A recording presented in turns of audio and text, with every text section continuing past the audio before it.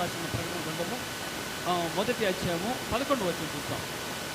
నీవు చూచుచున్నది పుస్తకంలో వ్రాసి ఎఫెసు, స్ముర్న, పెర్గము, థియతైరా, సార్దిస్, ఫిలదెల్ఫియా, లవొదికీయ అను 7 సంఘములకు పంపమని చెప్పాడు. ఇక్కడ ఇవి యేసుప్రభు మాట్లాడుతున్న మాటలు.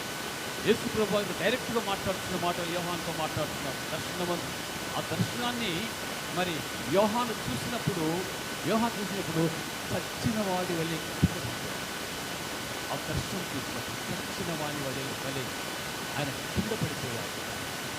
నీ దర్శనం చూసినప్పుడు, ఆ వెలుగు చూసినప్పుడు ఆయన కింద పడిపోయాడు. అటువంటి దర్శనాన్ని చూసి దేవుడు యేసుప్రభుల వారు యోహానుతో రాయించినటువంటి ఇక గ్రంథమే ఈ ప్రకటన గ్రంథం. ఇక్కడ ముఖ్యంగా ఏంటంటే 7 నక్షత్రములు చేత పట్టుకొని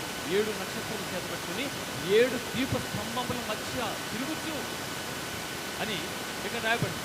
అయితే గమనించాలి, 7 నక్షత్రములు అంటే 7 దూతలు, లేక 7 మంది ప్రవక్తలు, లేక 7 మంది సేవకులు అని చెప్పొచ్చు. 7 నక్షత్రములు చేత పట్టుకున్నాడు అంటే 7 మందిని దూతలను ప్రభు అయిన యేసుక్రీస్తు చేత పట్టుకొని మరి 7 స్తంభాల మధ్య అనగా 7 సంఘాల మధ్య తిరుగుతూ చేసినటువంటి ప్రకటన ఈ యొక్క ప్రకటన సందర్భంగా మరి 7 సంఘాల గురించి ఇక్కడ మాట్లాడమంటున్నాడు కనుక మొట్టమొదటి సంఘము ఎఫెసీ సంఘం. ఎఫెసీ సంఘంలో మనం చూస్తే ఎఫెసీ అనగా సంపూర్ణ ఉద్దేశము కలది అని అర్థం. ఎఫెసీ అనగా సంపూర్ణ ఉద్దేశము కలది అని అర్థం. ఎఫెసీ సంఘానికి ఇక్కడ రాస్తూ ఒక మాట అంటున్నాడు యేసు ప్రభుల వారు. ఇక్కడ అంటున్నాడు యేసు ప్రభు మాట్లాడే మాట ఈ 2వ 3వ అధ్యాయంలో ఈ యొక్క సంఘముల గురించి 7 సంఘాల గురించి చక్కగా రాయబడుతుంది.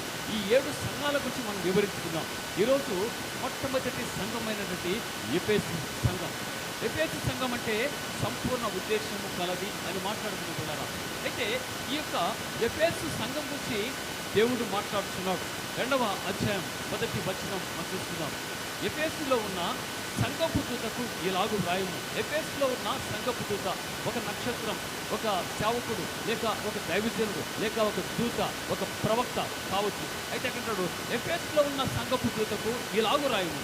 7 నక్షత్రములు తన కుడి చేత పట్టుకొని 7 దీప స్తంభముల మధ్య సంచరించేవాడు చెప్పు సంగతి ఏమనగా, నీ క్రియలను, నీ కష్టమును, నీ సహనమును నేను ఎరుగుదును. నీవు దుష్టులను సహింపలేవనియు అపోస్తులు కాకే తమ అపోస్తులమని చెప్పు కనుక వారిని పరీక్షించి వారు అబద్ధికులని నీవు కనుగొని ఉన్నావు. ఇక్కడ ప్రశంసలు అంటే సంఘం గురించి ప్రశంసలు ఇస్తున్నారు ప్రభు.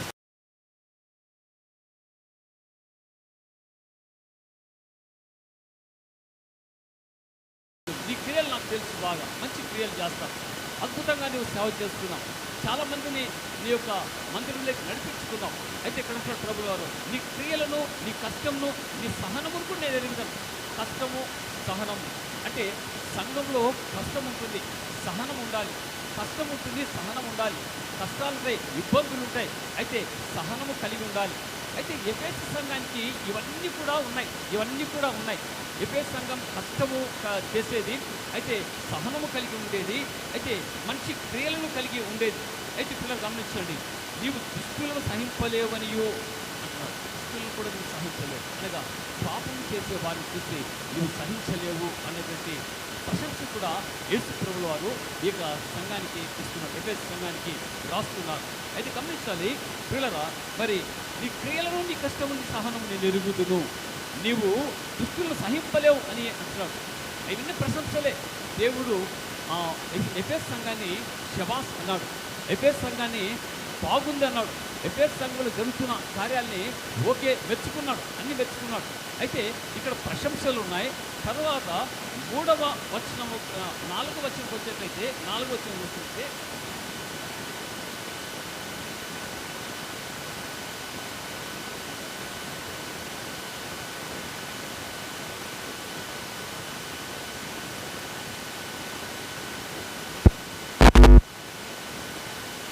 ఒక తప్పు నీ మీద మోపవలసి ఉన్నది అంటున్నాడు.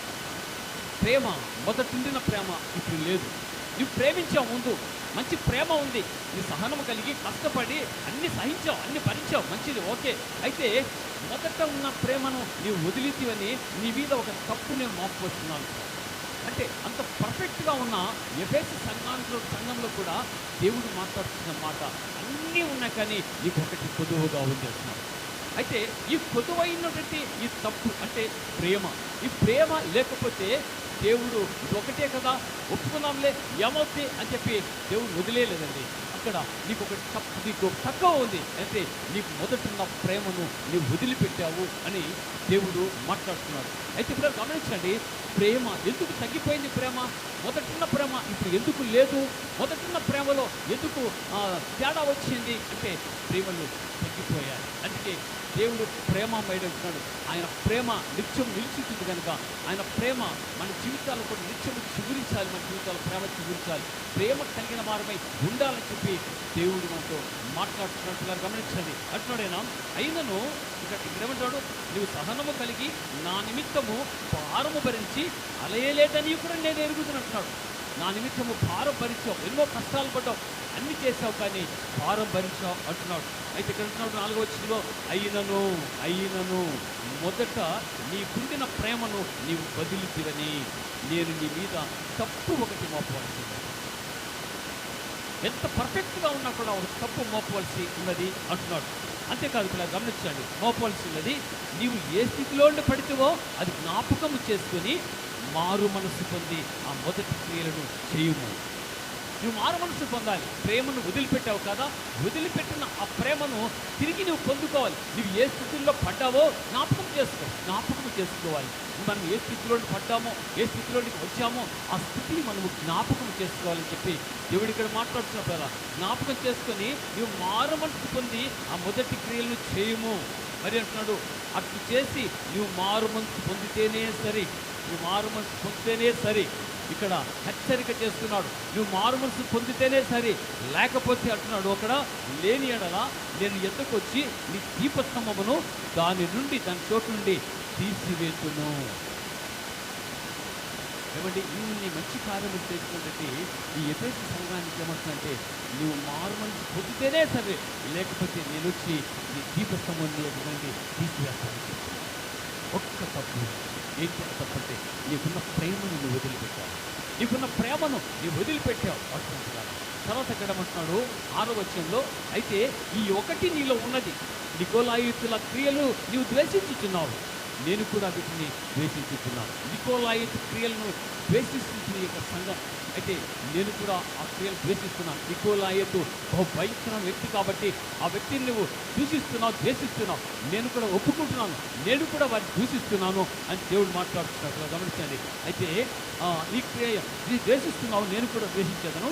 చెవి గలవాడు ఆత్మ సంఘములతో చెప్పు మాట వినుగాక.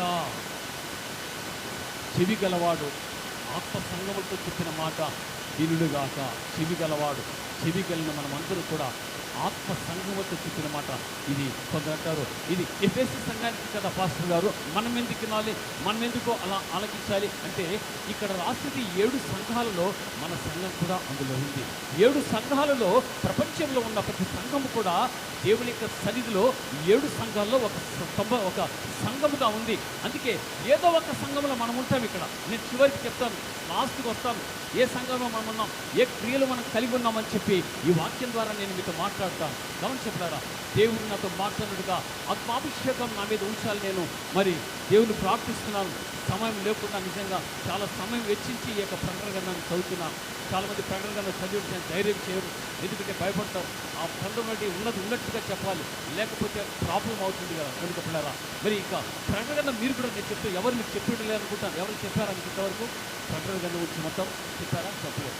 కానీ నేను చెప్తున్నాను కనుక మీకు జాగ్రత్త. ప్రకటన గ్రంథం ధ్యానం చేయడం కానీ ప్రకటన గ్రంథం గురించి తెలుసుకోవడం కానీ చాలా ముఖ్యమైన అంశం ఇది. కనుక దయచేసి మీరు వినండి. మొదటి నుండి వస్తున్నాను కాబట్టి మొదట ప్రభుని యేసుక్రీస్తు మొదటి అధ్యాయంతో కూడా హెచ్చరికలతో కూడిన నేను ఎలా వస్తున్నాను, అల్ఫాయు ఒమేగాయు నేనే అంటున్నాడు. 7 నక్షత్రాన్ని చేత పట్టుకొని వస్తున్నానని చెప్తున్నాడు. అన్ని విషయంలో కూడా భూత భవిష్యత్ వర్తమాన కాలంలో ఉండేవాడు నేనే, మరి ఎవరు లేరు అని చెప్పి మొదటి అధ్యాయంతో కూడా చదువుకున్నప్పుడు 2వ అధ్యాయం వచ్చేప్పటికి సంఘముల గురించి మాట్లాడుతున్నాడు ఆయన. ఈ సంఘములు 7 సంఘాలు. 7 సంఘాలు మొదటి ఎలాంటి సంఘం? ఎఫెసీ సంఘం. ఎఫెసీ సంఘము దేవుడు మెచ్చుకున్న సంఘం, దేవుడు మెచ్చుకున్న సంఘం. అయితే చెవి గలవాడు ఆత్మ సంఘములతో చెప్పు మాట. ఆత్మ సంఘములు అంటే ఆత్మ కలిగి ఉన్న సంఘం అని అర్థం. ఆత్మ ఉన్నదా లేదా మన సంఘాల్లో అంటే ఆత్మ ఉండాలి. ఆత్మ ఉన్న సంఘం ఎలా ఉందంటే దీర్ఘంగా ఆలోచన చేస్తారు, ప్రార్థన చేస్తారు, భయం కలిగి ఉంటారు, భక్తి కలిగి ఉంటారు. దేవుని యొక్క సన్నిధిలో సరుగుకొక గుణగనుక భక్తి పరులై దేవుని యొక్క వాక్యాన్ని జాగ్రత్తగా వినేవారు ఉంటారు. ఎవరంటే ఆత్మ సంఘము. అందుకే అంటున్నాడు ఆత్మ సంఘములతో చెప్పు మాట వినుగాక చెవి గలవాడు. మనకందరికీ చెవులు కానీ ఉంటే ఆత్మ సంఘముతో చెప్పే మాట మనం వినాలి చెప్పే మాట్లాడుతున్నాడు. అయితే ఒక మాట ఇక్కడ అంటున్నాడు, మరి జయించువానికి మరొక ఆప్షన్ తెలుస్తున్నాడు. జయించువానికి దేవుని పరదేశంలో ఉన్న జీవవృక్ష ఫలమును భుజింపనిస్తున్నాడు. ఈ యొక్క ఎఫెసీ సంఘంతో అన్నితో మాట్లాడుతూ ఒక తప్పు నీకుంది కనుక ఈ తప్పుగా నువ్వు సరిచేసుకుంటే, ఈ తప్పు నువ్వు సరిచేసుకుని బాగుపడితే నీవు జయించువాన్ని జయించగలిగితే పరదేశంలో ఉన్న జీవవృక్ష ఫలాన్ని నేను భుజింపజేస్తాను. ఈ జీవవృక్ష ఫలం ఎక్కడుందంటారు? మొట్టమొదటి ఎక్కడుంది జీవవృక్ష ఫలము? ఎక్కడుంది? ఏదేనులో ఉన్నది. ఏదేను వనంలో ఉన్నట్టు ఆ జీవవృక్ష ఫలాన్ని దేవుడు మనకి తినిపిస్తాడు అంటున్నాడు. ఆ జీవవృక్ష ఫలాన్ని నువ్వు భుజిస్తావు అంటున్నాడు. మరి జీవవృక్ష ఫలం ఏదేనులో ఉంది కదా, మనం ఏదేనుకి ఎలా వెళ్తాం పాస్టర్ గారు అంటే ఈ జీవవృక్ష ఫలాన్ని తీసుకెళ్ళి అక్కడ పెట్టాడు దేవుడు. అయితే అక్కడ ఆ జీవవృక్ష ఫలాన్ని నువ్వు భుజిస్తావు ఎప్పుడంటే నీ తప్పు నువ్వు సరి చేసుకున్నప్పుడు, నీకున్న ప్రవర్తనను నువ్వు సరి చేసుకున్నప్పుడు, నీ జీవితాన్ని నువ్వు బాగు చేసుకున్నప్పుడు నేను తీసుకెళ్ళి ఆ యొక్క ఫలాన్ని భుజింపజేస్తానంటున్నాడు. ఆదాము అవ్వలు ఏదేను వనంలో ఉన్నప్పుడు ఆదాము అవ్వలు ఆ యొక్క జీవవృక్ష ఫలాలు తింటారేమో తిని జీవితాంతం బ్రతుకుతారేమో అని చెప్పి దేవుడు ఆదాము అవ్వలను ఆ ఏదేను వల్ల నుండి గెట్టేశాడు. కానీ ఆదాము అవ్వలు జీవవృక్ష ఫలాలను తినలేదు కూడా. ఆదాము అవ్వలు జీవవృక్ష ఫలాలు తినలేదు. అయితే మనకు ఆ అవకాశం దేవుడు ఇస్తున్నాడు. నీ జీవితాన్ని, నీ పాపపు జీవితాన్ని, నీ పాపపు నడకను, నీ పాపపు ఆలోచనను, నీ కంటి చూపును నువ్వు మార్చుకున్నట్లయితే నీకు ఏదేనులో ఉంది కదా, అలాగే పరదేశంలో నుండి జీవవృక్ష ఫలాన్ని నీకు భుజింపజేస్తావు. నువ్వు భుజింపజేస్తావు జీవం అంటే కృప దేవుడు మనకు కనిపిస్తున్నాడు కనుక ఈ పాప భూయిష్టమైన ఈ లోకంలో, అశాశ్వతమైన ఈ లోకంలో మనం జీవించే కంటే జీవవృక్ష ఫలం దానికి పరదేశంలో చేరాలి అనేది ఒక గురిగా పెట్టుకోవాలి. ఆ గురి ఎప్పుడైతే మన జీవితాల్లో ఉంటుందో ముందుకు సాగిపోతామని మన ప్రేమతో మనం చేసినప్పుడు అది గమనించండి. ఈ ఎఫెసీ పట్టణము 7 పట్టణాల్లో అతి ప్రాముఖ్యమైన పట్టణం. 7 పట్టణాల్లో కూడా అతి ప్రాముఖ్యమైన పట్టణం. అయితే ఇది రోమా పరిపాలనలో ఇది ఆసియా కేంద్ర స్థానంగా ఉంది. ఆసియాక కేంద్ర స్థానంగా ఉంది ఎఫెసీ పట్టణం. అది అతి 7 పట్టణాల్లో కూడా అతి ప్రాముఖ్యమైన పట్టణం ఇది. ఈ ప్రాముఖ్యమైన పట్టణంలో నిజంగా ప్రార్థనా పరులు ఉన్నారు. క్రైస్తవులు చాలా చక్కగా దేవుని ఆరాధించి మహిమపరిచేవారు ఉన్నారు. కాబట్టి దేవుడు ఆ యొక్క సంఘాన్ని ప్రశంసల వర్షం కురిపిస్తున్నాడు ఆయన. అయితే తప్పును కూడా పడుతున్నాడు. నీళ్ళు మొదట ఉన్న ప్రేమను నువ్వు మర్చిపోయావు అంటున్నాడు. ఇలా ప్రపంచంలో 7వ వింతలో ఒకటైనది అర్తిమిదేవి మందిరము కూడా అక్కడ ఉంది. ఎక్కడ? ఎఫెసీ పట్టణంలో. ప్రపంచ వింతలో 7 వింతల్లో ఒక వింత అయినటువంటి అర్తిమిదేవి మందిరం, దేవాలయం అక్కడ ఒకటి ఉంది. అది చాలా పేరు ప్రతిష్టలు కాల్చినది దేవాలయం అండి. ఇక్కడ ఆ దేవాలయంకు ఇప్పుడు కూడా దాన్ని టూరిజం ప్లేస్ అంటారు. అక్కడ దేవాలయం చూడడానికి కొన్ని లక్షల మంది అక్కడికి వెళ్తూ ఉంటారు. అక్కడ 25,000 మంది కూర్చోగలిగే కెపాసిటీ గల ఒక పెద్ద స్టేడియం ఉంది. ఆ స్టేడియంలో ఒక సంఘటన జరిగింది. ఏంటంటే 70వ సంవత్సరంలో ఒక యవ్వనస్తురాలు ఒక అమ్మాయిని తీసుకెళ్ళి అక్కడ భయంకరంగా చంపారు. అదే స్టేడియంలో చంపారు. అది తర్వాత చెప్తాను, మనకు సమయం సరిపోతుంది కాబట్టి నేను తర్వాత చెప్తాను. అయితే అక్కడ 25,000 మంది కూర్చొని కెపాసిటీ గల ఒక పెద్ద స్టేడియం ఉందండి అక్కడ. అది ఆసియాలోని ఒక అద్భుతమైన స్టేడియంగా అక్కడ ఉంది. అర్తిమిదేవి దేవాలయం అక్కడ ఉంది. ఆ అర్తిమిదేవి దేవాలయము అతి ప్రాముఖ్యమైనదని చెప్పి దేవుని యొక్క మనకి తెలుసుకుంటున్నారా. అయితే అది టూరిస్ట్ ప్లేస్ కూడా కనుక పౌలు అక్కడ 3 సంవత్సరాలు పనిచేశాడు. 3 సంవత్సరాలు అక్కడ పనిచేశాడు. తర్వాత యోహాను శిష్యుడు అయినట్టు అపోల్లో కూడా అక్కడ సేవ చేశాడు. అకుల ప్రిస్కిలా కూడా అక్కడే ఉన్నారు, అక్కడే జీవించారు. అకుల ప్రిస్కిలా కూడా అక్కడే ఉన్నట్టుగా మనం చూస్తాం. పౌలు తర్వాత తిమోతి కూడా అక్కడ పరిచయం చేశారు. అంటే ఆ ఎఫెసీ సంఘానికి అంత ప్రాముఖ్యత ఉంది. అంత ప్రాముఖ్యమైనటువంటి ఆ ఎఫెసీ సంఘంలో దేవుని యొక్క కృప విస్తారమైన ప్రేమ అక్కడ ఉంది కాబట్టి ఆ సంఘంలో ఉన్న వారందరూ కూడా, ఎఫెసు సంఘంలో ఉన్న వారందరూ కూడా భయము భక్తి కలిగిన వారే. అయితే భయము భక్తి కలిగిన ఈ జీవితాల్లో ఏమైంది ఒకసారి చూడాలి పిల్లలు. అనేకులు అక్కడ కొన్ని అల్లర్లు జరిగేవి, అల్లర్లు కూడా జరుగుతున్నాయి. అక్కడ అల్లర్లు కూడా భరించింది ఈ యొక్క ఎఫెసు సంఘం. అల్లర్లు ఎందుకు జరిగాయి అంటే ఒక మాట మనం చూస్తున్న పిల్లల అపోస్తుల కార్యములు 19వ అధ్యాయం 19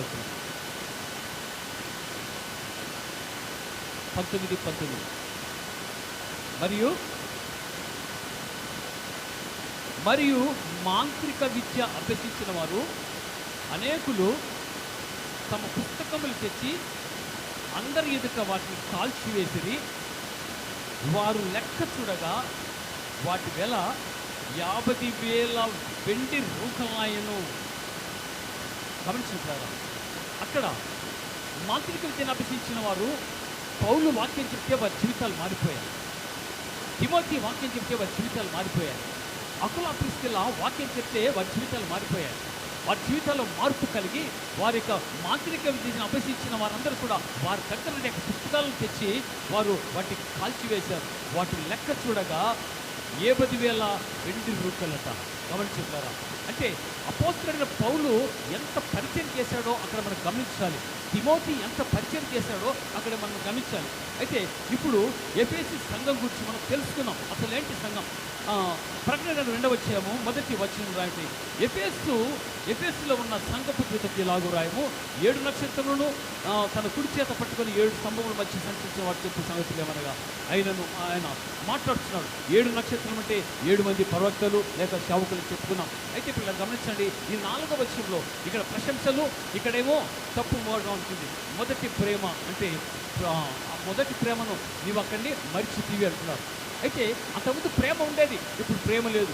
దానికి ఉదాహరణ అకులా ప్రిస్కిల్లాలు ఆ యొక్క ఎఫెసు పట్టణంలో ఉండేవారు. అక్కడికి పౌలు వెళ్ళేవాడు, అప్పుడప్పుడు వెళ్ళేవాడు. అయితే పిల్లలు గమనించండి, రోమిలికి రాసిన పత్రిక 16వ అధ్యాయం 3వ వచనం చూస్తే అక్కడ రాయబడుతుంది. రోమిలికి రాసిన పత్రిక 16:3. రోమిలికి రాసిన పత్రిక 16. క్రీస్తు యేసునందు, జాగ్రత్తగా వినండి, క్రీస్తు యేసునందు నా జత పని వారైన ప్రిస్కిల్లాకును అకులకును నా వందనములు చెప్పుడి. వారు నా ప్రాణము కొరకు తన ప్రాణములను ఇచ్చుటకైనను తెగించిరి. నా ప్రాణము కొరకు వారి ప్రాణములు ఇవ్వడానికి కూడా తెగించారు. అట్టి ప్రేమ ఎఫెసు సంఘంలో ఉందండి. అకులా ప్రిస్కిల్లాలు కూడా అక్కడే ఉన్నారు. అపోస్తలుడైన పౌలు అక్కడికి వెళ్ళినప్పుడు అకులా ప్రిస్కిల్లాకు వందనాలు చెప్తూ ఆయన అంటున్నాడు, వారు నా ప్రాణము కొరకు ఆయన కొట్టడానికి వచ్చినప్పుడు ఆయన దాచిపెట్టారు. ఆయన కొట్టడానికి వచ్చినప్పుడు వీరు ఎదురు నిలబడ్డారు. చంపడానికి నా సిద్ధం వచ్చారు రోమీయులు. అయితే పౌలు దాచిపెట్టారు, పౌలు తప్పించారు. వీరు తమ ప్రాణాలు పెట్టడానికి పౌలు కొరకు సిద్ధపడ్డారు. అంటే ప్రేమ అంటే ఏంటంటే ప్రాణాలు ఇవ్వడం ప్రేమ, ప్రాణాలు తీయడం ప్రేమ కాదు. ఇక్కడ ప్రేమ గురించి మాట్లాడుతున్నప్పుడు గమనించండి, మొదటిన్న ప్రేమను నీ వదిలితివి అంటే అకులా ప్రిస్కిల్లాలు ప్రేమ చూపించి వారిని చచ్చిపోవడానికి కూడా సిద్ధపడ్డారు, మరణించడానికి కూడా, వారి చేత చంపబడడానికి కూడా సిద్ధపడ్డారు. ఎందుకంటే ఒక దైవజనుని తప్పించడానికి, ఒక సేవకుని ఆ యొక్క మరణం నుండి తప్పించడానికి ఈ సేవకుడు మనకు పనికి వస్తాడు. ఈ సేవకుడు బ్రతకడం వల్ల అనేక ప్రదేశాలు స్వార్థ వెతడాలు పడుతుంది కనుక మనం చచ్చిపోయినా పర్లేదు కానీ సేవకుని మనం కాపాడాలని ఎదురుంటి నిలబడ్డారు వారు కదా అకులా ప్రిస్కిల్లాలు. అలాంటి ప్రేమ ఉన్న ఆ సంఘంలో ఈరోజు ఎందుకు ప్రేమ లేదు? ప్రభుత్వాడు నీవు మొదటిన్న ప్రేమను నీవు వదిలితివి కనుక నీ మీద నేను ఒక తప్పు మోపవలసి ఉన్నది అని చెప్పి దేవుని యొక్క వాక్య సలహా గమనించండి. వారు నా ప్రాణము కొరకు తన ప్రాణములు ఇచ్చుటకైనా తెగించింది. మరియు వారి ఇంట ఉన్న సంఘములకు వందనము చెప్పుడి. నేను మాత్రము కాదు, అన్ని జనుల్లోని సంఘము వారందరూ కూడా వీరికి కృతజ్ఞతలు తెలియజేస్తున్నారు. అన్ని జనులందరూ కూడా వీరికి కృతజ్ఞతలు, ఎందుకంటే అట్టి సేవ వారు జరిగించారండి. అకులా ప్రిస్కిల్లాలు జరిగించారు. అయితే ఇప్పుడేమైంది? ప్రేమ చల్లారింది. ప్రేమ ఏమైంది? ప్రేమ చల్లారింది. ప్రేమ స్థానంలో కక్షలు, ఈర్ష్యలు, ద్వేషాలు, కార్పిణ్యాలు, కుట్రలు, కుళ్ళులు, హత్యలు, మానభంగాలు, అతిశయాలు అన్నీ కూడా ప్రిగిపోయాయి. ప్రేమ ప్లేస్లో, ప్రేమ అనే స్థలంలో ఇవన్నీ కూర్చున్నాయి వచ్చి. అందుకే ప్రేమ లేదు, ప్రేమ చల్లారిపోయిందని చెప్పి మత్తయి సువార్త 24:12 రాయబడి పిల్లలు గమనించండి. ప్రేమ అనేకుల్లో ఎందుకు ప్రేమ చల్లదంటే అక్రమం విస్తరించి చేత అనేకులలో ప్రేమ చల్లారిపోయింది, అక్రమం విస్తరించి పిల్లరా. ప్రేమ అనే స్థలంలో ఈర్ష్య వచ్చింది, ప్రేమ అనే స్థలంలో ద్వేషం వచ్చింది, ప్రేమ అనే స్థలంలో కుట్రలు వచ్చాయి, ప్రేమ అనే స్థలంలో కుతంత్రాలు వచ్చాయి, ప్రేమ అనే స్థలంలో స్వార్థం వచ్చింది. ఈ స్వార్థం చేత, కుళ్ళు కుతంత్రాల చేత ప్రేమను కప్పిపెట్టేశారు మానవుడు. అందుకే ఈరోజు సంఘాలలో ప్రేమ లేదు. అందుకే ఈ యొక్క ఎఫెసు సంఘం ద్వారా దేవుడు మనల్ని హెచ్చరిస్తున్నాడు. మొదటున్న ప్రేమను నీవు వదిలితివి, అందుకే నీ మీద నేను ఒక తప్పు మోపాల్సి ఉన్నదని చెప్పి మరి దేవుడు అక్కడ చక్కగా మాట్లాడుతున్నాడు. అయితే అక్రమ చేత అనేకుల ప్రేమ చల్లారిపోయింది. పరిశుద్ధ గ్రంథం అంతా ఒక ప్రేమతోనే ప్రేమ అనే మాట పరిపూర్ణమైంది. ప్రేమ అనే మాట పరిశుద్ధ గ్రంథం, ప్రేమ అనే మాటతో పరిపూర్ణమైన గ్రంథం యొక్క గ్రంథం పరిశుద్ధ గ్రంథం. పరిశుద్ధ గ్రంథం అంటేనే ప్రేమ, పరిశుద్ధ గ్రంథం బైబిల్ గ్రంథం అంటేనే ప్రేమ గురించి మాట్లాడుతుంది ఇక పుస్తకం. అయితే ఈ పుస్తకంలోని ప్రేమను ఏం చేశారంటే పాతి పెట్టేస్తారు. ఈ పుస్తకంలోని ప్రేమను ఏం చేశారంటే సమాధి చేశారు. ఈ పుస్తకంలో ప్రేమను ఏం చేశారంటే మరి సమూలం నాశనం చేసి పెట్టేశారు. ప్రేమ లేదండి. ఎక్కడ చూసినా అక్కడ ప్రేమలు లేవు. ఎక్కడ చూసినా కుళ్ళు, కుతంత్రాలు, శిక్షలు, కార్పణ్యాలు, ద్వేషాలు, విద్వేషాలు, అలకొలాలు అన్నీ కూడా చెలరేగిపోతున్నాయి. కారణం ప్రేమ చల్లారిపోయింది. అందుకే ఇక్కడ ప్రభు ఆ సంఘం తరపుడు, నీకు ప్రేమ లేకపోతే నువ్వు ఎన్ని చేసే కూడా వ్యర్థమే కదా. అందుకే నీ మీద నేను తప్పు ఒకటి మోపవలసి ఉంది చెప్పి దేవుడు ఇక్కడ చక్కగా మాట్లాడుతున్న ప్రవేశిస్తే. అయితే ప్రేమ నిన్ను వలె నీ పొరుగు వాణిని నువ్వు ప్రేమించు, నిన్ను వలె నీ పొరుగు వాణ్ణి నువ్వు ప్రేమించు. అది ప్రేమ. మనం అలాంటి ప్రేమను చూపించలేకపోతే ప్రయోజనం ఏముందండి? అలాంటి ప్రేమ మనం పక్కింటి వారిని చూపకపోతే, పక్కింటి వారు ఎందుకు? నేడు బంధువులలోనే ప్రేమలు లేవు, రక్త సంబంధికులు ప్రేమలు లేవు, తల్లిదండ్రుల మధ్య ప్రేమలు లేవు, తల్లిదండ్రులు పిల్లల మధ్య ప్రేమలు చల్లారిపోయాయి. అందుకే ఈరోజు ప్రేమను గురించి దేవుడు మొత్తం మాట్లాడుతున్నాడు. ప్రేమ కలిగి ఉంటావా? లేకపోతే నేను వచ్చి నీ దగ్గర నీ దీపస్తంభాన్ని నేను కలిగిస్తా అని చెప్పి దేవుడు మాట్లాడుతున్నాడు. నువ్వు ఖచ్చితంగా మారు మనసు పొందాలని చెప్పి దేవుడు ఖచ్చితంగా మాట్లాడుతున్న మాట. ఎందుకంటే దేవుడు మన పక్షాన ఉండి ఆయన మాట్లాడుతున్న మాట గమనించాలి. ఐదవ వచ్చాము, రెండవ వచ్చాము, ప్రకటన ఐదవ వచ్చాము. నీవు ఏ స్థితిలో ఉండి పడితివో అది జ్ఞాపకము చేసుకొని మారు మనసు పొంది ఆ మొదటి క్రియలు చేయము. నువ్వు ఏ స్థితిలో పడ్డావో జాగ్రత్త నువ్వు చేసుకో. ఏ స్థితిలో వచ్చావు ఆ స్థితిని జ్ఞాపకం చేసుకొని మొదట ఉన్న ఆ క్రియలు నువ్వు చేయి అంటారు. అట్లు చేసి నువ్వు మారు మనసు పొందితేనే సరే. హెచ్చరిక చేస్తున్నారు. అట్లు చేసి నువ్వు మారు మనసు పొందితేనే సరే. మారు మనసు పొందితేనే సరే అంటే దేవుడి హెచ్చరికలు ఇక్కడ మనకు వినిపిస్తున్నారు. మారు మనసు మన జీవితంలో లేకపోతే మనం ఏమైపోతామో ఏ రోజున మనం ఆలోచన చేశారా? మంచి నడవడిక, మంచి ప్రవర్తన మన జీవితాలు లేకపోతే మనం ఏమవుతామో ఏ రోజైనా మీరు ఆలోచన చేశారా? ఏ రోజైనా ఆలోచించారంటే మీరు ప్రేమతో మనం చేస్తున్నాం. కానీ యేసు ప్రభువు ఎఫెసు సంఘంతో మాట్లాడుతున్న మాటలు ఇక్కడ మాట్లాడుతున్నారు. అట్లు నీవు చేసి మారు మనసు పొందితేనే సరే. లేనియడా నేను నీ యొద్దకు వచ్చి నీ దీపస్తంభమును దాని చోట నుండి తీసివేస్తాను. నీ దీపస్తంభం అంటే నీలో వెలుగుతున్న నీ ఆత్మను తొలగించి తీసివేస్తాను. అప్పుడు ఎక్కడికి వెళ్తావు? నరకానికి వెళ్తావు. జాగ్రత్తగా మనం వినాలి. నీవు మారు మనసు పొందితేనే సరే. మారకపోతే ఈ దీపస్తంభాన్ని నేను తొలగిస్తాను, తీసుకొస్తాను. దేవుడు ప్రేమటి వల్ల దేవుడు ఎంతో ప్రేమమయుడు కనుక ఆయన మనల్ని ప్రేమిస్తూ మన మీద ప్రేమ చూపిస్తూ, మనం ఒకవేళ పాపం చేస్తున్న చిన్న పొరపాటు చేస్తున్నా కానీ ఆయన మనల్ని ప్రేమిస్తూ, మనల్ని కరుణిస్తూ, కటాక్షిస్తూ ఆయన క్షమిస్తున్న దేవుడు మరీ మనల్ని ప్రేమిస్తున్నాడు. అలాంటి ప్రేమ మనం కలిగి ఉన్నామా? అలాంటి ప్రేమమయుడిగా మనం ఉండాలని చెప్పి దేవుడు మనతో మాట్లాడుతున్నట్టుగా గమనించండి. ఎందుకంటే నిన్ను వల్లే నీ పొరుగు వారిని నువ్వు ప్రేమించాలని చెప్పి దేవుడితో మాట్లాడు. ఎందుకంటే ఆ ప్రేమను వదిలిపెట్టావు, ఆ ప్రేమను కలిగి ఉండాలి, ఆ ప్రేమను తెలుసుకోవాలి, ఆ విధంగా జీవించాలని దేవుడు ఇక్కడ మాట్లాడుతున్నాడు. గల్తీలు రాసిన పత్రిక 5వ అధ్యాయం 14వ వచనంలో ఒక మాట రాయబెట్టుకున్నారా? గల్తీ 5:14. గల్తీలు రాసిన పత్రిక 5వ అధ్యాయం 14వ వచనం.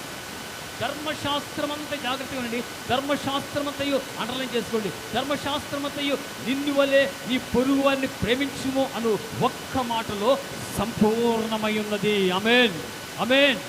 దేవుని స్తోత్రం కలుగుగా.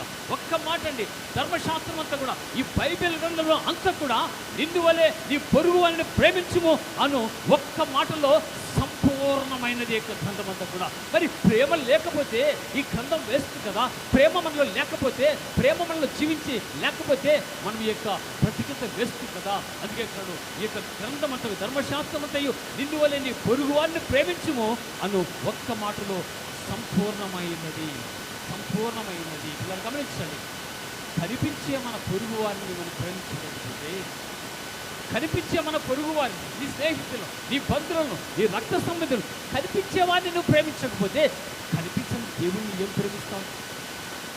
కనిపించే నీ సహోదరుని, కనిపించే నీ సహోదరిని, కనిపించే నీ స్నేహితుని, రక్త సంబంధిని, బంధువులను నువ్వు ప్రేమించకపోతే కనిపించని దేవుని ఏలాగా ప్రేమిస్తావు?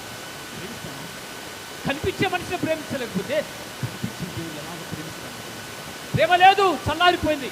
ప్రేమలు చచ్చిపోయాయి. ప్రేమను సమాధి చేసి పెట్టాడు నాటి లోకంలో మానవుడు. దేవుడు గమనించాడు. ఎందుకంటే దేవుని ప్రేమ విస్తారమైంది కనుక ప్రేమ కలిగి ఉండాలి. అంటే ప్రేమ లోపించడం వల్లే కదా మరి ఈ లోకంలో ఇలా తయారైపోయింది. ప్రేమ లోపించడం వల్లే కాకుండా ఆ ప్రేమకు ఒక్క భాషను చెప్పింది లోకం. ప్రేమ లోపించడమే కాదండి, ఆ ప్రేమకు, దేవుని ప్రేమకు ఒక్క భాషను చెప్పింది లోకం. ఒక్క భాషను చెప్పింది. ప్రేమ అంటే అది కాదు, ప్రేమ అంటే ఇలా ఉండాలి, ప్రేమ అంటే అది కాదు, ప్రేమ అంటే ఇది అని చెప్పి ఒక్క భాషను చెప్పి దేవుని ప్రేమను ఒక్క తంతులు నేర్పించింది లోకం. దేవుని ప్రేమను మార్చేసి ఒక్క తంతులు నేర్పించింది లోకం. ఈ లోకం ప్రేమ ఏంటి? అసలు ప్రేమ అంటే శరీరాశను నెరవేర్చుకోవడమే ప్రేమ, శరీరానుసారంగా జీవించడమే ప్రేమ. ప్రేమకు ఒక కొత్త పదాన్ని చేర్చి ఆ ప్రేమ అనే పదాన్ని వక్రీకరించి రాసింది ఈ లోకం. ప్రేమ అనే పదాన్ని మార్చివేసింది. ఆ ప్రేమ గురించి దేవుడు మాట్లాడుతున్నాడు. మొదటి ప్రేమని నువ్వు విడిచిపెట్టావు. ఇప్పుడు ఉన్న ప్రేమ నాకు అక్కర్లేదు. నీకున్న జీవితం జీవించే ఆ ప్రేమ నాకు అవసరం లేదు. ఎందుకంటే నువ్వు ప్రేమ కలిగి నీ పొరుగు వారిని ఎప్పుడైతే నువ్వు ప్రేమిస్తావు, నీ బంధువులు ఎప్పుడైతే నువ్వు ప్రేమిస్తావు, నీ స్నేహితులు ఎప్పుడైతే ప్రేమిస్తావు, నీ శత్రువుని ఎప్పుడైతే ప్రేమిస్తావో అది ప్రేమ. ఆ ప్రేమ నీలో, ఆ ప్రేమ నీలో ఉందా? లేదు. ఎందుకు లేదంటే అక్రమం విస్తరించింది, ప్రేమ చల్లారిపోయింది. ప్రేమలు చల్లారిపోయాయండి. ప్రేమలు చల్లారిపోయి మనిషి ఇష్టానుసారం జీవితం ఈ లోకంలో జీవిస్తున్నాడు కనుక మనిషి తన శరీర కోరికలు నెరవేర్చుకోవడానికి ఎన్నుకున్న ఒక అందమైన పెట్టిన పేరే ప్రేమ. ఈ లోకంలో చేసే ప్రేమే శరీరానుసారంగా ఒకరినొకరు ప్రేమించిన ప్రేమ, అదే నిజమైన ప్రేమని నిర్వచనం పలికింది ఈ లోకం. దేవుని ప్రేమను విడిచిపెట్టింది, దేవుని ప్రేమను సమాధి చేసింది ఈ లోకం. ఇలా దేవుడు అంటున్నాడు, యేసయ్య అంటున్నాడు, ఇదిగో మొదట నీ పొందిన ప్రేమను వదిలిపెట్టాడు. అసలు ప్రిస్కిల్లా గారండి పౌలు కోసం తన ప్రాణాలు ఇవ్వడానికి సిద్ధంగా ఉన్నారు. అప్పుడు ఎంతోమంది తన ప్రాణాలు ఇచ్చారండి దేవుని కోసం. ఎంతోమంది సేవకులకు తన ప్రాణాలు అర్పించారు. కానీ ఇప్పుడు అలాంటి సేవ పరిశ్రమ ఉందా? అలాంటి సేవ ఉందా? అలాంటి ప్రేమలు ఉన్నాయా అంటే లేవు అని చెప్పాలి. ఇట్లా గమనించండి, దేవుడు ఎఫెసీ సంఘం కష్టాలను అనుభవించిందని చెప్పి తెలుసుకున్నాడు. కష్టాలను అనుభవించింది తెలుసుకున్నాడు. అయితే గమనించాలి పిల్లరా, మరి అపోస్తలుడైన పౌలు ఒకరోజు ఒక మార్గం కూడా వెళ్తున్నాడు. అక్కడ ఏమైందంటే అల్లర్లు జరుగుతున్నాయి. ఎందుకు అల్లర్లు జరుగుతున్నాయి? ఆ అల్లర్లు కూడా సహించింది సంఘం, ఎఫెసీ సంఘం. అల్లర్లు ఎవరి వల్ల అల్లర్లు వచ్చాయంటే పౌలు వలన అల్లర్లు వచ్చాయి. అక్కడ అల్లర్లు ఎందుకు చెలరేగాయంటే పౌలు పెట్టిన చిచ్చు అక్కడ అల్లర్లు రేపాయి. పౌలు పెట్టిన చిచ్చు ఏం చేశాడు? ఎఫెసీ సంఘం కూడా వెళ్తూ ఆయన ఏం చెప్పారంటే తిమోతి అనే ఒక వ్యక్తి అక్కడ ఉన్నాడండి. తిమోతి అనే ఒక వ్యక్తి అక్కడ ఉన్నాడు. అక్కడ ఇంతకుముందు చెప్తున్నాం కదా, అత్తిమీదేవి దేవాలయం అక్కడ ఉంది. అత్తిమీదేవి మందిరం అవుతుంది అక్కడ. అత్తిమీదేవి మందిరానికి ఈ తిమోతి అనే వ్యక్తి అతను యూదుడు అయినప్పటికీ కూడా అతను అత్తిమీదేవి మందిరానికి వెండి గుళ్ళు చేసేవాడు. వెండి గుళ్ళు తయారు చేసేవాడు. వెండి గుళ్ళు చేసి అమ్మేవాడు. ఈ వెండి గుళ్ళు తీసుకెళ్ళి అక్కడికి దర్శనానికి వచ్చే వారందరూ కూడా వెండి గుళ్ళు కొని అక్కడ అర్పించేవారు. అక్కడ దేవాలయం మరి ఆ విధంగా ధనాపేక్ష ఆయన ఆశించాడు. ధనాపేక్షతో ఇది బాగుంది, ఇదేదో బాగుంది, మంచి ఆదాయం వస్తుంది, ఈ మార్గం ఎంచుకున్నాడు. ఆయన ఎంచుకొని గుళ్ళు చేయడం, వెండి గుళ్ళు చేయడం ప్రారంభించాడు. అతనే కాకుండా అతని కుటుంబస్తులకు, అతని బంధువులకు, అతని స్నేహితులందరూ కూడా ఈ యొక్క వ్యాపారాన్ని పరిచయం చేశారు. వాళ్ళు ఏం చేశారంటే వెండి గుళ్ళు తయారు చేసి వాటిని అమ్మేవారు. అమ్మడం వలన డబ్బులు, పోకలు, పైసలు మస్తుగా సంపాదించేవారు. మస్తుగా సంపాదిస్తున్న ఆ సమయంలో పౌలు గారు ఆ మార్గం గుండా వెళ్తూ ఆ యొక్క గుళ్ళను తయారు, వెండి గుళ్ళు తయారు చేసే వాళ్ళు చూశారు. చూసి అక్కడ ఆ కోకలుగా వందల మంది, వేల మంది ఆ గుళ్ళను కొంటుంటే అక్కడ నిలబడి పౌలు దేవుని సువార్తను ప్రకటించారండి. ఏమని ప్రకటించారు ఇంకా? ఇదిగో మనిషి చేసే ఈ గుళ్ళు, మనిషి చేసే ఈ ప్రతిమలు దేవుని రాజ్యానికి తీసుకెళ్ళాం. మనుషులు చేసే ఈ ప్రతిమలు దేవుళ్ళు కాదు అని చెప్పి నొక్కి ఒక్కానించి బల్ల గుద్ది ప్రకటించాడు. అక్కడ పౌలు ప్రకటించినప్పుడు అక్కడ అందరూ పౌలు చెప్పిన మాటలకు ఆకర్షితులై పౌలు మాత్రం నడుచుకో ప్రారంభించారు. అక్కడ గుళ్ళను, వెండి గుళ్ళను అక్కడ పడేసి పారిపోతున్నారు. మాకు అక్కర్లేదు, మాకు నిజమైన దేవుడు, సజీవుడైన దేవుడు కావాలని చెప్పి అక్కడిని వెళ్ళిపోతున్నారు. అక్కడ వెండి గుళ్ళు తయారు చేసేటువంటి ఆ యొక్క డిమెత్రి అనే వ్యక్తి కోపం వచ్చింది. ఏంటి, నేనొచ్చి దేవుళ్ళు కాదు, మనుషుల చేత సృష్టిపడే దేవుళ్ళు కాదని చెప్పి వాక్యం ప్రకటిస్తున్నాడు. మేమేం కావాలి ఇక్కడ, మా బ్రతుకులు ఏం కావాలి, మా జీవితం ఏం కావాలి, మా జీవనోపాధి ఏం కావాలని చెప్పి ఆయన కోపం వచ్చి అనేక పెద్దలు పిలిపించి ఆయన పంచాయతీ పెట్టాడు. పౌలు అనే సేవకుడు ఇక్కడికి వచ్చాడు, ఇలా చెప్పాడు, ఇక మీరు చేసే నీకు దేవుడి గుళ్ళు దేవుళ్ళు కాదట, విగ్రహాలు పరలోక రాజ్యంలో ప్రవేశించాడని చెప్పి ఆయన వాక్యాన్ని ప్రకటించాడు. మనుషులందరూ కొనకుండా వెళ్ళిపోతున్నారు అని పంచాయతీ పెట్టితే అక్కడ పెద్ద గందరగోళం రేగిందండి. ఆ ప్రాంతం అంతా అల్లర్లు చెలరేగాయి. ఆ అల్లర్లు అంతా కూడా మనం చూస్తే ఆ అల్లర్లకు కారణం ఎవరు అంటే మొట్టమొదటిగా డిమెత్రి అనే వ్యక్తి. అయితే ఈ డిమెత్రి వ్యక్తి అల్లర్లు ఎందుకు చేశాడు, కారణం ఎవరు అంటే పౌలు గొడవ చేశారా? పౌలు అల్లర్లు చేశాడా? అల్లర్లకు కారణం పౌలా అంటే అవును అని చెప్పొచ్చు. అయితే ఎందుకు అంటే దేవుణ్ణి, నిజమైన దేవుణ్ణి, సజీవుడైన దేవుణ్ణి మీరు విశ్వసించాలి. నిజమైన దేవుని మీరు తెలుసుకోవాలి. ఆయన నిన్న నేడు నిరంతరము ఏకరీతి ఉన్న దేవుడు. ఆయన యుగయుగాలు ఉన్న దేవుడు. భూత భవిష్యత్ వర్తమాన కాలంలో ఉండే దేవుడు ప్రభువైన యేసుక్రీస్తు. ఆయన మాత్రమే నిజమైన దేవుడు. కాబట్టి ఆయన విశ్వసిస్తే మీకు పరలోక రాజ్యం వస్తుంది. ఈ యొక్క దేవతలు మీరు కొట్టే మీకు ప్రయోజనం లేదు, మీరు నరకానికి వెళ్ళిపోతారని చెప్పి ఆయన వాక్యం చెప్పింటే ప్రజలందరూ ఆనందం పొందారండి. అట్టి ప్రేమ, అట్టి సువార్త ఈ దినాల్లో మనం చేస్తున్నామా? లేదు. ఈ దినాలు చేయడం లేండి. సువార్త పరిచయం మారిపోయింది, సువార్త స్టైల్ మారిపోయింది, సువార్త యొక్క రూపమే మార్చేస్తారు ఈ లోకంలో ప్రజలు. కారణం డబ్బు సంపాదించడం నేర్చుకున్నారు, పైసలు సంపాదించడం నేర్చుకున్నారు. పైసలు ఎలా సంపాదించాలో నేర్చుకున్నారు, కానీ ఎలా సువార్త ప్రకటించాలో మర్చిపోయారు. సువార్తను పాతిపెట్టారు, పైసలు సంపాదించడం నేర్చుకున్నారు. ట్రిక్కులు చేస్తున్నారు, మ్యాజిక్లు చేస్తున్నారు, జిమ్మిక్కులు చేస్తున్నారు. ఇదో అదో దేవుడు ఇప్పుడే స్వస్థపరుస్తాడు అని ఖర్చీపులు అమ్ముకుంటున్నారు, బ్రతుకుతున్నారు. ఆయిల్ అమ్ముకుంటున్నారు, బ్రతుకుతున్నారు. వ్యాపారం చేశారు సువార్తను. దేవుని యొక్క సువార్తను వ్యాపారంగా మార్చారు నేటి సేవకులు. సేమ్ డిమెత్రి ఏ విధంగా చేశాడో అలాగనే అక్కడ కూడా జరిగింది. పిల్లలు గమనించండి. ఈరోజు ప్రేమ చల్లారిపోయింది. ప్రేమ అనే మాట ఎక్కడ కనిపించదు. ప్రేమ కరువైపోయింది లోకంలో. కరువైన ఈ ప్రేమ లోకంలో పిల్లరా నీవు ఎలా ఉంటావు? నీ మరణం తర్వాత, ఈ లోకం విడిచిన తర్వాత నీ పరిస్థితి ఏంటి, నీ జీవితం ఏంటి? అందుకే ఇక్కడ మరి దేవుడు అంటున్నాడు, ఇదిగో మొదట నీకుండిన ప్రేమను నీ వదిలితివి, అందుకు నీ మీద ఒక తప్పు మార్పడుతుంది. అయితే ఇప్పుడు మారవలసి పొందాలి. నువ్వు మారుమనసు పొందితేవా సరే, లేకపోతే నీ దీపస్తంభాన్ని తీరేస్తావు. ఆ దీపస్తంభం ఇక్కడ తీసేయబడితే అక్కడ కూడా వెలిగించబడదు, అక్కడ నరకం ఉంటుంది, చీకటి ఉంటుంది. ఇప్పుడు గమనించండి, దేవుడు హెచ్చరిక చేస్తున్నాడు. ఒకవేళ నీవు ఈరోజు ఈ వాక్యం విని నీ జీవితంలో నువ్వు జయించగలిగితే, దేవుని మాటలు విని వాక్యాంశాలను నడవగలిగితే కదా నీ జీవితంలో అద్భుతమైన మార్పు కలిగజేస్తాడు దేవుడు. అద్భుతమైన మార్పు కలిగజేస్తాడు దేవుడు చెప్పి ప్రేమ గమనం చేస్తున్నారు గమనించారు. ఎందుకంటే అక్కడ మనం అపోస్తుల కార్యం 19:24 ఒకసారి చూస్తాం. అపోస్తుల కార్యం 19:24. కొంచెం స్పీడ్ వెళ్తున్నందుకు సమయం సరిపోదు కాబట్టి. ఏలైనగా దేమేత్రియను ఒక కంసాలి అర్తిమీదేవికి వెండిగులను చేయించటం వలన ఆ పని వారికి మిగుల లాభము కలిగించున్నారు. ఆ సమయంలో చేతులతో చేయబడేవి దేవతలు కావని ప్రకటించడంతో ప్రజలు విశ్వసించి గుళ్ళను అర్పించడం మానేశారు. ఎందుకు ఆదాయం తగ్గిందని ఎందుకు ఆదాయం తగ్గిందన్న కోపంతో అల్లర్లు రేపాడు. ఈ యొక్క తిమోతి అల్లర్లు రేపాడండి. కోపం వచ్చింది ఆయనకి. మరి చేతులు చేసే దేవుళ్ళు కాదని ప్రకటించాడు. అందుకని అల్లర్లు చేశాడు. పంచాయతీలు పెట్టి అల్లర్లు చేసి గందరగోళం చేశాడు. కూడా గమనించండి, ఈరోజు మన సంఘాల్లో కూడా ఇదే జరుగుతుంది. పదవి పోయిందని, ఆదాయం తగ్గిపోయిందని. దేనికోసం?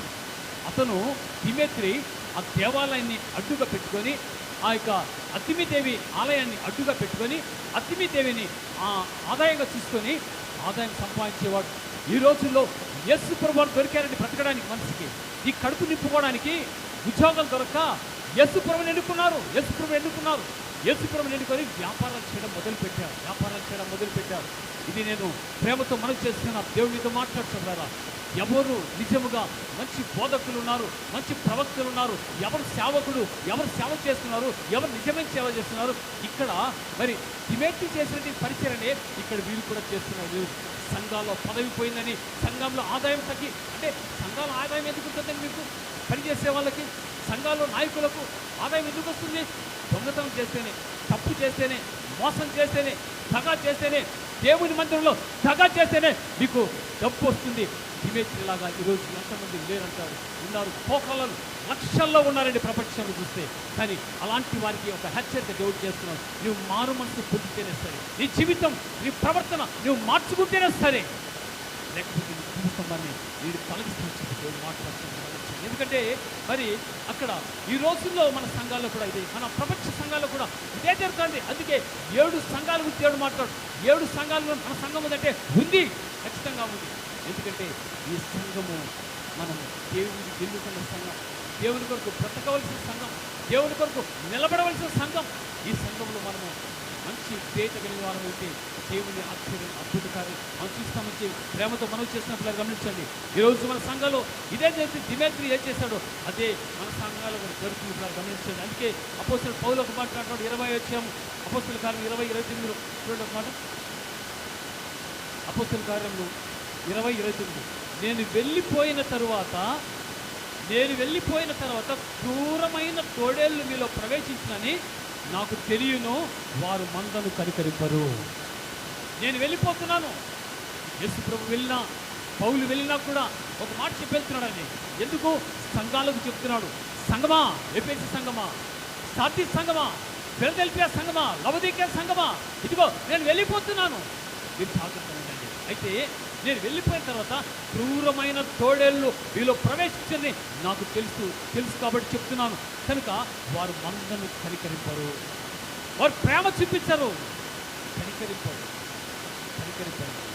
ఎందుకంటే తోడేళ్ళ వంటి మనుషులు, తోడేళ్ళ వంటి సేవకులు కూడా ఈ లోకంలో లేకపోలేదని చెప్పి, క్రూరమైన తోడేళ్ళు, మామూలు తోడేళ్ళు కాదండి, క్రూరమైన తోడేళ్ళు మీ మధ్యలో ప్రవేశిస్తాయని చెప్పి నేను మనవి చేస్తున్నాను. వారు మందను కనికరింపరు అని చెప్పి దేవుని వాక్యం సమిష్టిగా గమనించండి. ఎందుకంటే దేవుడు అంత మాట్లాడుతున్న మాటలు జాగ్రత్తగా మనం ఆలోచించాలి. తోడేళ్ళ వంటి సాగులు ఇవ్వడం వేరా అంటే అందరూ వాళ్ళే ఉంటారు.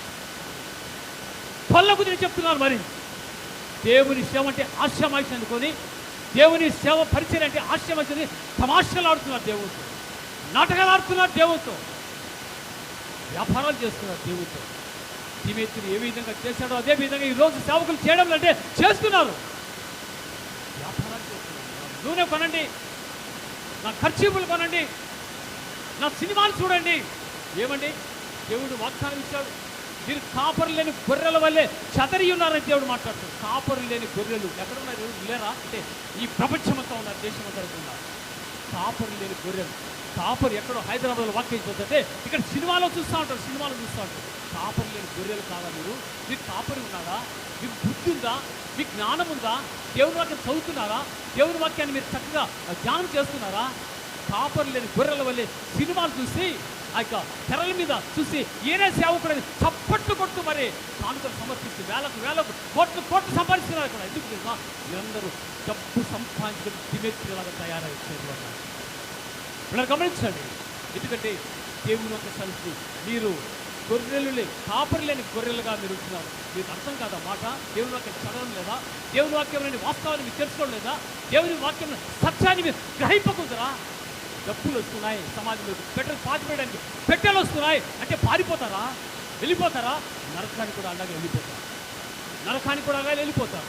ఆ ప్రియ సహోదరులు గమనించండి, యేసు ప్రభు చెప్తున్నారు, నీకున్న ప్రేమ, మొదటి ప్రేమను విడిచిపెట్టావు. ఇదిగో ఇప్పుడే నువ్వు మారు మనసు పొందితేనే సరే, లేకపోతే ఈ ప్రథమ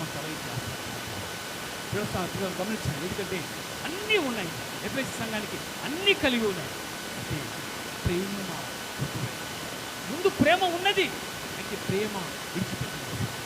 నేటి దినాల్లో కూడా ప్రేమ ఒకవేళ విడిచిపెట్టినట్టే ఆ ప్రేమ కలిగి ఆ ప్రేమే యేసయ్య. ఎందుకంటే మనుషులు ప్రేమించి ఒక మనిషి ప్రేమించాలంటే ఏం కావాలి? నీ హోదా కంటే ఆయన హోదా ఎక్కువగా ఉండాలి. నీకున్న డబ్బు కంటే ఆయనకున్న డబ్బు ఎక్కువగా ఉండాలి.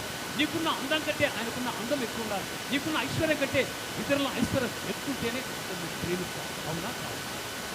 డబ్బున్న ఒక వ్యక్తి పేద ఇంటికని గుడిసెలో ఉన్నవాడిని, అయ్యా నేను ఐ లవ్ యూ, నిన్ను ప్రేమిస్తానంటే అవుతూ అది కాదు, ప్రేమించాడు. ఎందుకంటే మనిషి ప్రేమలో కూడా స్వార్థం ఉంది. అది దేవుని ప్రేమ, ఇది మనిషి ప్రేమ. అంటే మీరు గమనించండి, దేవుని ప్రేమ మనం కలిగిన వారిని ఉండాలని చెప్పి దేవుని యొక్క తెలుసు. ఆ ప్రేమ మనం కలిగి ఉండాలి. మనిషి ప్రేమ ఎలాంటిది? మనిషి ప్రేమించుటకు స్వార్థము మూల కారణం. దేవా నీవు ప్రేమించుటకు నీ కృపే కారణం. మనిషి ప్రేమించుటకు స్వార్థము మూల కారణం. దేవా నీవు ప్రేమించుటకు నీ కృపే కారణం. మనుషుల ప్రేమ కొంచెం, ప్రేమకు కూడా లంచం. యేసు ప్రేమ శాశ్వతం, జీవితానికి నాయకం. ప్రేమ నా యేసు ప్రేమ, ప్రేమ నా తండ్రి ప్రేమ. మనిషి ప్రేమించాలంటే ధనం మూల కారణం. మనిషి ప్రేమించాలంటే స్వార్థం మూల కారణం. మనిషిని ప్రేమించాలంటే లంచం. యేసు ప్రేమలో స్వార్థం లేని ప్రేమ. యేసే ప్రేమ శాశ్వతమైన ప్రేమ. అది విడనాడే ప్రేమ కాదు, విడిచిపెట్టిపోయే ప్రేమ కాదు, శాశ్వతంగా నేను ప్రేమించే ప్రేమ. ఇదిగో నా అరచేతుల్లో నీ చెప్పుకున్నాను చూపించే ప్రేమ. ఆ ప్రేమ ఈ ప్రేమ ఈ శాశ్వతం ప్రేమ అండి. అరచేతిలో నేను చెప్పుకున్నాను, నేను ఎన్నిటికీ విడిచిపోను, నిన్ను మర్చిపో అని చెప్పి యేసయ్య చెప్తుంటే ఆ ప్రేమకు దూరమైపోతున్నాను. ఆ ప్రియ మనిషి ప్రేమించాలంటే హోదా చూస్తున్నాడు. మనిషి ప్రేమించాలంటే డబ్బులు చూస్తున్నాడు. దేవుడు ఉచితమైన ప్రేమ చూస్తున్నాడు. ఆ ఉచితమైన ప్రేమలో మనం ఉండాలని చెప్పి దేవుని ప్రేమతో మనం చేస్తున్నాం. 2 సంఘాలు కూడా అలాంటిస్తున్నాయి. కొరింథీయులకు రాసిన 2వ పత్రిక అపోస్తలుడైన పౌలు కొరింథీయులకు రాసిన 2వ పత్రిక మనం మాట్లాడినట్లయితే 11వ అధ్యాయం అపోస్తలుడైన పౌలు కొరింథీయులకు రాసిన 2వ పత్రిక 11-13. ఏలయనగా అట్టివారు క్రీస్తు యొక్క అపోస్తుల వేషము ధరించుకొని వారయుండి దొంగ అపోస్తులను మోసగానరగు పనివారై ఉన్నారు. అట్టివారు క్రీస్తు యొక్క అపోస్తుల వేషము ధరించుకొని ఉన్నారు. అపోస్తుల మేమే, క్రీస్తు మేమే, రాబోయే మెస్సియాను కూడా నేనే అని చెప్పే మనుషులు లేస్తారు. జాగ్రత్తగా సంగమా, ఎఫెసీ సంగమా, లవొదికయ సంగమా, సార్దీస్ సంగమా, సంఘంలో సేవ చేస్తున్న సేవకుడిని పరిశీలన చేసే బాధ్యత ఉంటుంది.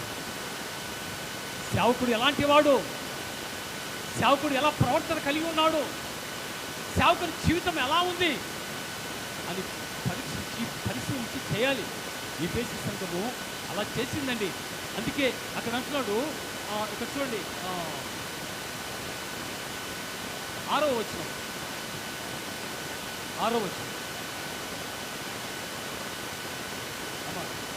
ప్రకటన గ్రంథం 2వ వచనం 6వ వచనం. అయితే ఈ ఒకటి నీలో ఉన్నది ఏంటంటే నికోలాయితుల క్రియలు నువ్వు ద్వేషించుచున్నావు, నేను కూడా వాటిని ద్వేషిస్తున్నాను. నికోలాయితు అంటే ఎవరో దానికి చెప్తాం తర్వాత. నికోలాయితు ఇలా క్రియలు నువ్వు ద్వేషిస్తున్నావు. ఇక్కడ రెండవ వచనం నీ క్రియలు, నీ కష్టమును, నీ సహనమును నేను ఎరుగుదును. నీవు దుష్టులను సహింపలేవనియు అపోస్తులను కాకయే తాము అపోస్తులమని చెప్పుకొని వారిని పరీక్షించి వారు అబద్ధికులని నీవు కనుగొని. సూపర్ అండి. ఎఫెసీ సంఘం ఏం చేసింది? బోధకులెవరు? అబద్ధపు బోధకులెవరు? మరి ప్రవక్తలెవరు? అబద్ధపు ప్రవక్తలెవరు? అపోస్తులెవరు? అబద్ధపు అపోస్తులు ఎవరు అని వారు తేరి చూసి తెలుసుకున్నారు. అందుకే ఎఫెసీ సంఘాన్ని షబాస్ అన్నాడు దేవుడు. అయితే షబాస్ అన్నప్పటికీ 10th క్లాస్లో రాస్తున్నాం. 10th క్లాస్ పిల్లలు రాస్తారు. 10th 6 సబ్జెక్ట్స్ ఉంటాయి. మీరు చదివేటప్పుడు 6 సబ్జెక్టులు 6 సబ్జెక్టులు ఉంటాయి. ఈ 6 సబ్జెక్ట్స్లో 5 సబ్జెక్ట్స్లో ఒక్కొక్క సబ్జెక్ట్లో 98 మార్కులు 99 మార్కులు వచ్చింటాయి. అయితే మ్యాథ్స్లో 32 మార్కులు వచ్చాయి. పాస్ చేస్తారా? అది ఒక్కటే కదా, ఒక సబ్జెక్ట్ వెళ్ళిపో అని పాస్ చేస్తుందా ప్రభుత్వం? ఈ సర్కార్, ఈ గవర్నమెంట్ కనికరిస్తుందా? లేదు, కనికరించదు. ఒక్క సబ్జెక్ట్ ఫెయిల్ అయినా కూడా ఇంతెందుకు సిఏ ఎగ్జామ్స్ రాస్తున్నవారు, సిఏ రాస్తున్నవారు ఎగ్జామ్స్ ఉంటాయి, అన్నీ రాస్తారు. అన్నీ రాసిన తర్వాత ఒకటి తప్పిపోయారు అనుకోండి, ఒకటి తప్పిపోతే మళ్ళీ అన్నీ రాయాలి. సబ్జెక్టులు అన్నీ రాయాల్సిందే. కష్టపడి పాస్ అయితే సరిపోయింది, లేకపోతే మళ్ళీ అన్నీ చదవాలి. సిఏ రాసే వాళ్ళ పరిస్థితి కనుక కదా. ఇక్కడ అన్నీ బాగున్నాయి. ఎఫెసీ సంఘం అన్నీ ఉన్నాయి, అన్నీ అన్నీ కరెక్ట్గా ఉన్నాయి. దొంగ సేవకులు కనిపెడుతున్నారు, దొంగ ప్రవక్తలను కనిపెడుతున్నారు, మీరు అబద్ధ బోధకులు వారి మీద ముద్ర వేస్తున్నారు, అన్నీ చేస్తున్నారు. కానీ అయితే మొదటున్న ప్రేమని వదిలించింది దేవుడు. ప్రేమే కదా ముఖ్యం. ప్రేమ లేకపోతే ఏముంటుంది? ప్రేమ కలిగి జీవిస్తాం. ప్రేమ అనేదే లేకపోతే మన జీవితంలో ఎంత భక్తి చేసినా కూడా ప్రేమ లేకపోతే మన జీవితం ఎంత భక్తి చేసి కూడా వ్యర్థమే చెప్పి దేవుని ప్రేమతో మనం చేస్తున్నారు గమనించాలి.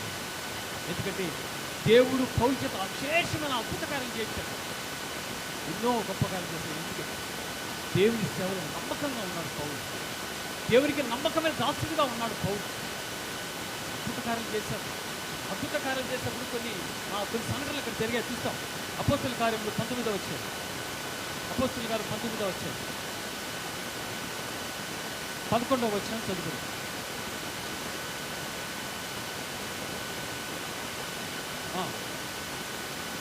దేవుడు పౌలు చేత విశేషమైన అద్భుతములను చేయించాను.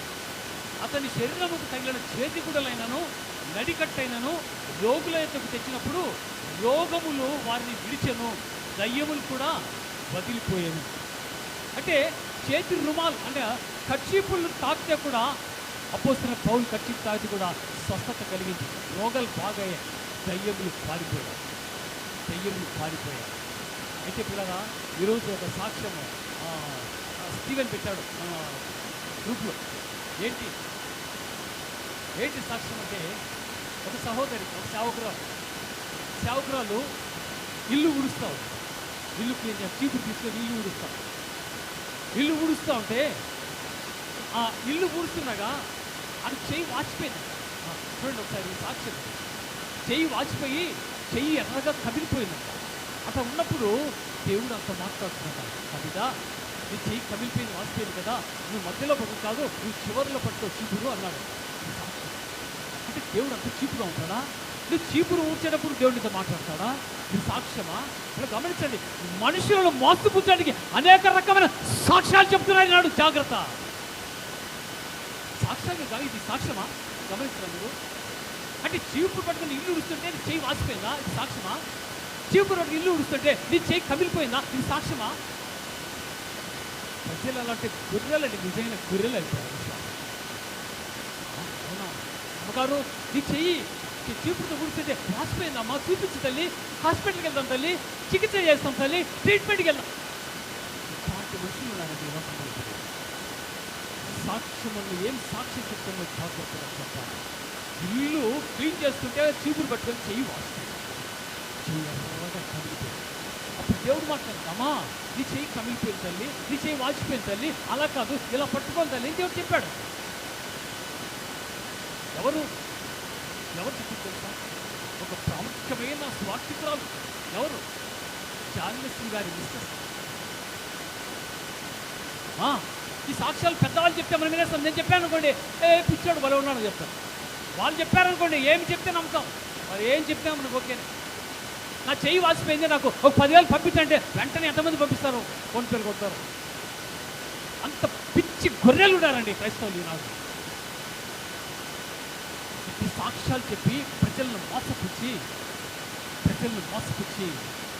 ప్రజల విశ్వాసాన్ని చెడగొడుతున్నారు.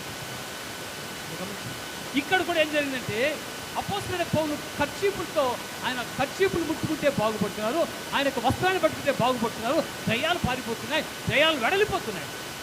అయితే అక్కడ కొందరు వ్యక్తులు ఉన్నారు. అక్కడ 12వ వచనం చూస్తాం. 13వ వచనం. అప్పుడు దేశ సంచారకులను మాంత్రికులైన కొందరు యూదులు పౌలు ప్రకటించి యేసుతోడు మిమ్మల్ని ఉచ్చాటన చేస్తున్నాను అనే మాట చెప్పి దయ్యములు పట్టిన వారి మీద ప్రభు అయిన యేసు నామమును ఉచ్చరించుటకు కూడుకున్నారు. వీరెవరు? ఇదేదో బాగుందే తమాషా, దయాలు వెళ్ళిపోతున్నాయి, రోగాలు బాగిపోతున్నాయని చెప్పి మేము కూడా ఈ పని చేస్తామని చెప్పి వచ్చారు. ఎందుకు చేశారు? ఇట్లా దేవుడు అది పిలవలేదు, దేవుని పిలుపు లేదు, దేవుని రక్షణ లేదు, దేవుని యొక్క ప్రత్యక్షత లేదు, దేవుని యొక్క అభిషేకం లేదు. ఇవన్నీ లేక నేను నీకు సేవకులు చాలామంది వచ్చేసి నీకు అది చేస్తాను, నీకు ఇది చేస్తాను, నీకు అది ఉంది, ఇది ఉంది మంత్రాలు చెప్పి చేస్తున్నారు. మంత్రాలకు చింతకాయలు రాలవండి, జాగ్రత్త. మంత్రాలు చింతకాయలు, ఇటు మాటలను మానవుడు మనసును పెట్టి విశ్వాసం కలిగిపోతున్నాడు. ఇక్కడ చూస్తాం, గమనించారు. ఇక్కడ ఏంటంటే యూదుడైన స్కెవయను ఒక ప్రధాన యాజకుని కుమారుడు.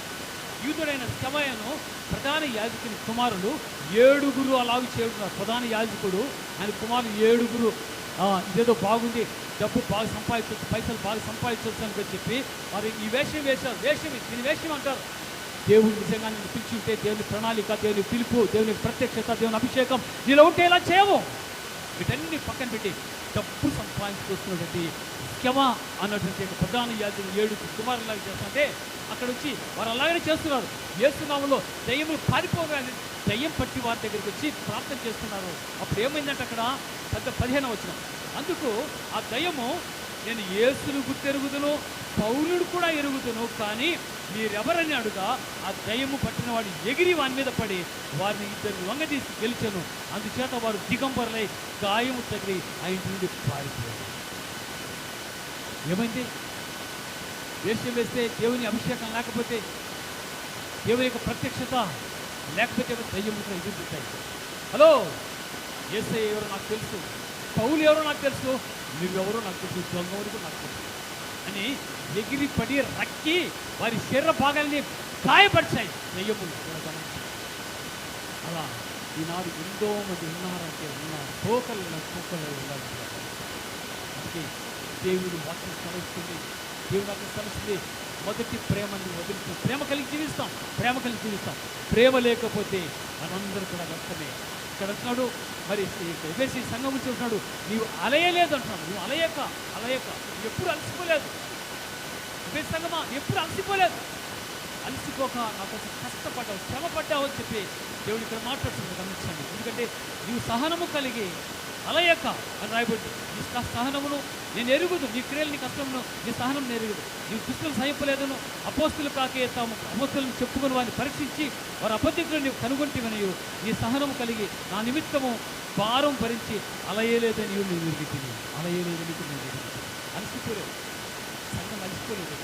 అట్టి సంఘంలో మరి ఎఫెసీ సంఘం, అట్టి సంఘమును దేవుడు మాట్లాడు, వీళ్ళు ఒక్కటి తప్పు, ఆ ప్రేమ కలిగి, ఆ ప్రేమని కలిగి, ఆ ప్రేమ నువ్వు లేకపోతే మనం చేసే పరిస్థితుల్లో ఎక్కడ.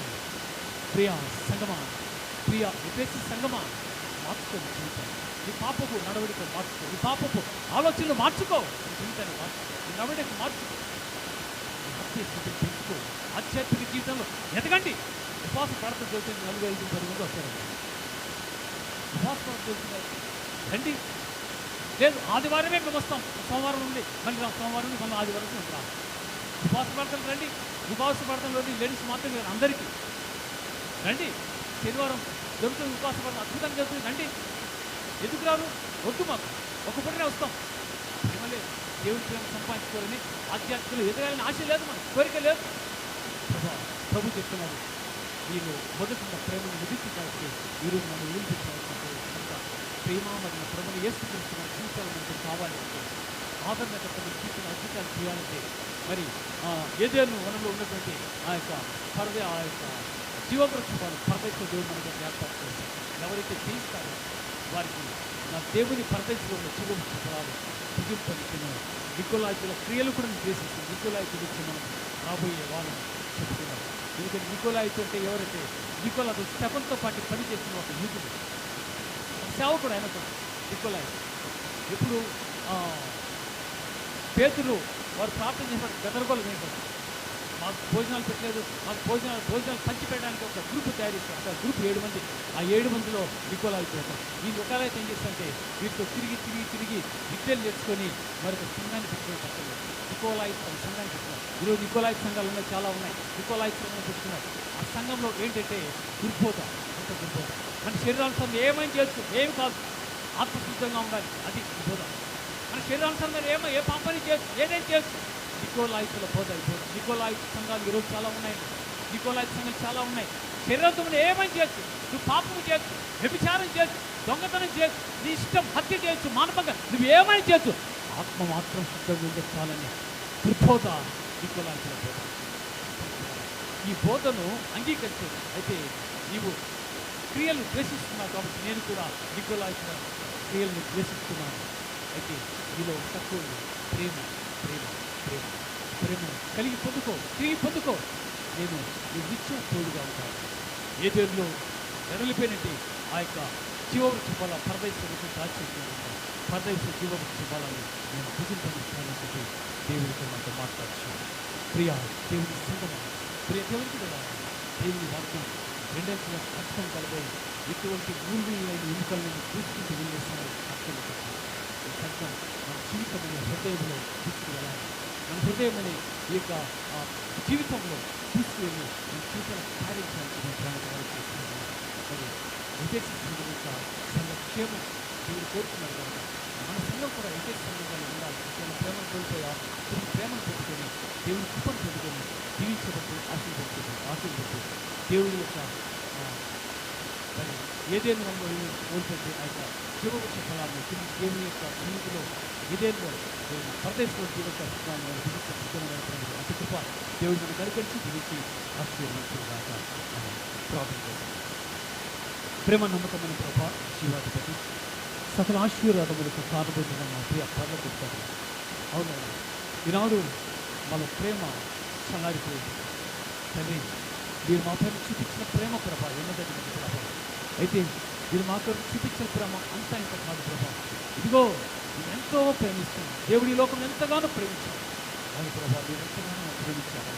రక్తం కార్చారు, శరీరంలోని ప్రతి అవయాన్ని మా కొరకు గాయపరుచుకున్నారు. మా కొరకు ప్రాణం ఇచ్చారు, ప్రాణ త్యాగం చేశారు కదా. ఈ ప్రేమ విలువగలదు ప్రభా. అయ్యా, మీ విలువగలిగిన ప్రేమను మేము గుర్తించలేక లోకంలో ఉన్న ప్రేమను ప్రభా, అపవాది యొక్క ప్రేమను గుర్తించి అపవాది మాయలో పడి జీవిస్తున్నాము. కానీ మనం క్షమించండి అయ్యా.